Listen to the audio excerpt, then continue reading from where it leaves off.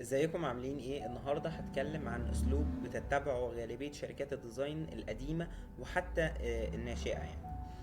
آه، في شركة استفزتني جدا كنت بتعامل معاها اسمها ديزاين كراود. اتعاملت معاها فترة، خلصت عليها حوالي تقريبا 20 بروجكت. ما خدتش اي فلوس طبعا.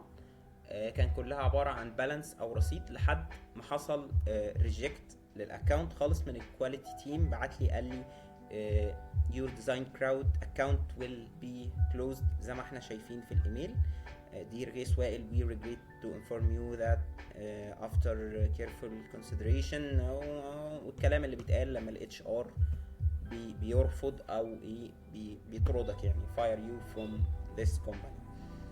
um, that your account will be closed and cannot be reopened at this time. ان حسابك مش هيتفتح. المهم ان كان يعني اخر تصميم هو تصميم لبوث او جدارية بتتحط على الحيطة، يعني تصميم لحيطة بتاعت استوديو اسمه هالو جورجوس. ده كان موجود في بريطانيا. المهم ان التصميم بتاعي اترفض. قالك الكواليتي تيم ده رفض التصميم اللي انا عملت فيه مجهود، تقريبا اخد حوالي 9 ساعات او 8 ساعات تصميم لوجو والتصميم الباك دروب شادو بتاع اللوجو وتقسيمة الصور عشان تكون بالشكل اللي قدامكم ده وبالجودة اللي قدامكم دي. تقريبا البروجكت ده كان حجمه ما يقارب 90 ميجا، واي حد شغال في الديزاين هيفهم 90 ميجا على الالستريتور او كبروجكت عاملة ازاي. يعني من 90 ل 250 بتبقى العملية صعبة. فده بيستهلك طبعا جهد من الجهاز، وبيستهلك جهد منك كشخص، يعني بيستهلك منك طاقة ان انت تعمل حاجة بالجودة اللي قدامكم دي عشان تطلع طباعة CMYK. بعتولي الكواليتي تيم وقال لك ان مش هياكل معانا الشغل ده. حتى كنت الديزاين الاخراني اللي بعته لهم كان فيه دروب شادو موجود بشكل عامل زي الزهور كده، اللي هو الشكل الذهبي اللي قدامنا ده.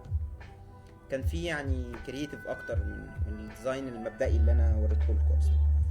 قال لك دي رغيس وائل sadly this automated email مش عارف ايه كواليتي تيم بيقول لك 1 2 3 الكواليتي وحشه.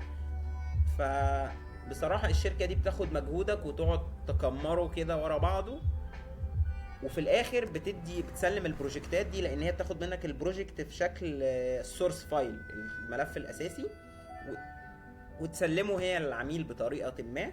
واكتشفت ان المحل ده او الاستوديو ده طبع بالفعل التصميم بتاعي واتعلق على الحيطه.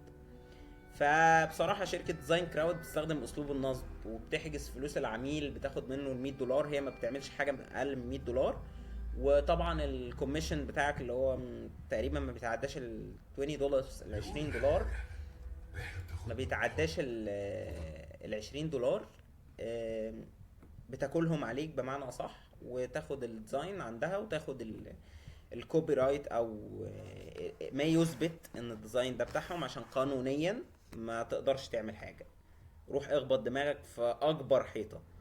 فهو ده الشغل الاونلاين، يعني الفريلانسنج غالبيه الشركات نصابه، بس مش اكتر من كده. اشوفكم في فيديو جديد، وشكرا لو انت وصلت لحد هنا. سلام.